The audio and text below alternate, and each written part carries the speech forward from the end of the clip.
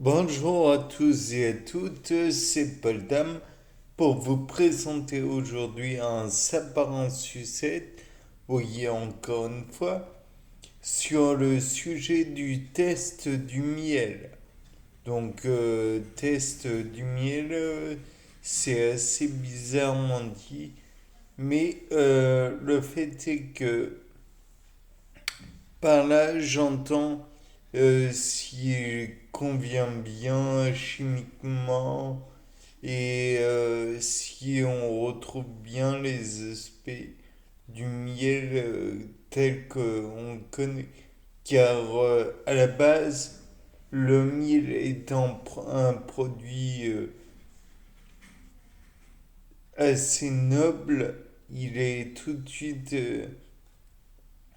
contrefait en y rajoutant par exemple du sirop de glucose, fructose et j'en passe des meilleurs.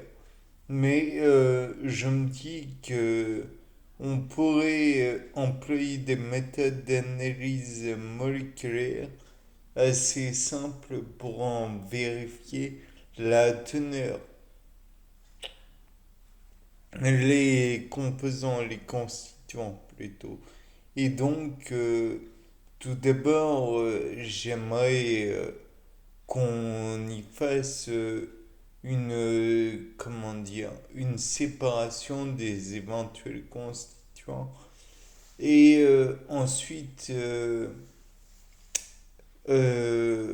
comment dire, en voir les particularités et comment dire, et les effets positifs qu'il pourrait avoir. Mais ça, je pense que vous l'aviez compris. De plus, j'imagine que cela peut être fait par exemple en faisant une filtration sous vide ou alors peut-être une comment dire, pas une filtration, une chromatographie sur colonne pour en déterminer les constituants. Et de plus, même si on pourrait voir la différence avec les couleurs, peut-être faudrait-il envisager une analyse via pas la chromatographie, mais l'analyse par radio-immunité. Enfin, j'imagine que vous voyez ce que je veux dire. En somme, y mettre des anticorps particuliers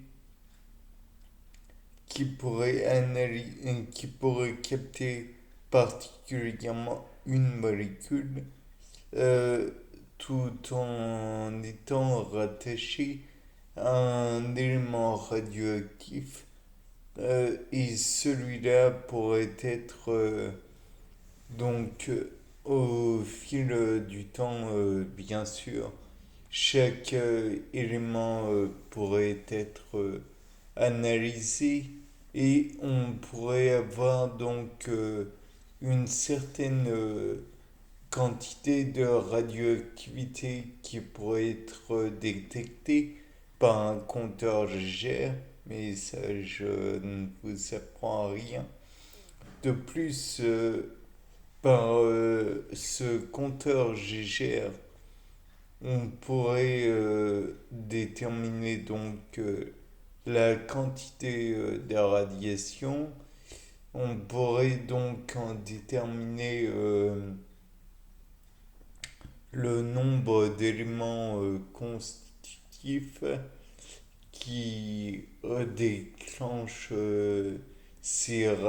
qui émettent ces radiations et via une constante de radioactivité, On pourrait déterminer via cette constante donc le nombre d'éléments et on pourrait ensuite peut-être écarter les éléments radioactifs donc et continuellement renouveler les tests pour en déterminer la constitution. Et, mais pour les éléments qui seraient naturellement,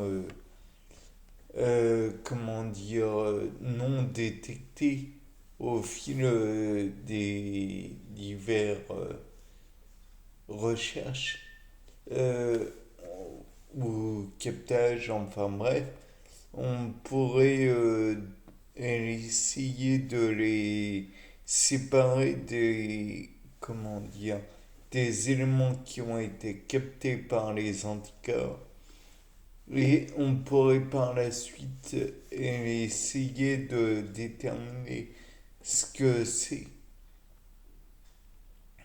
Peut-être serions-nous face à du miel de thym et donc il y aurait du thymol qui ne serait pas détecté de prime abord par les anticorps. Et le thymol, donc, on pourrait envisager la possibilité que celui-ci puisse répondre à un test bien particulier. Par exemple, je crois que le test à l'eau de dibrome pourrait permettre comment dire, le dosage de l'alcool qui pourrait être présent. De plus, on pourrait envisager la possibilité donc je l'avais déjà dit, de la toxine botulique, puisque celle-ci est présente dans le miel avec Clostridium botulinum, comme vous le savez probablement. Donc, ensuite, on pourrait envisager la possibilité de non pas uniquement titrer la molécule, le nombre de molécules, mais chercher à voir si le miel en lui-même a un intérêt vis-à-vis des autres animaux, si ceux-ci étaient capables de déterminer la différence entre un miel de thym, comme je l'ai précisé tout à l'heure, on va nommer tout à l'heure, et puis un miel, par exemple, de sureau ou que sais-je. De plus, si éventuellement la distinction peut être faite au sein d'une espèce, il est envisageable de découvrir des variétés différentes.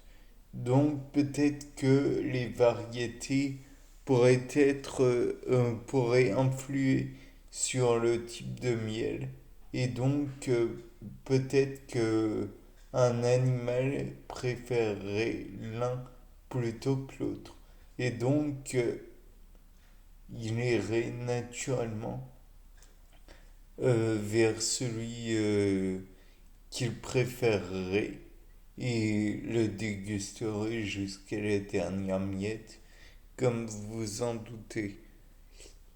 On n'a pas l'apanage de la gourmandise, nous êtres humains. Donc voilà, après, voilà. Je pense avoir tout dit. Bonne journée à vous. C'était Paul Dame pour un nouveau sapin en sucette.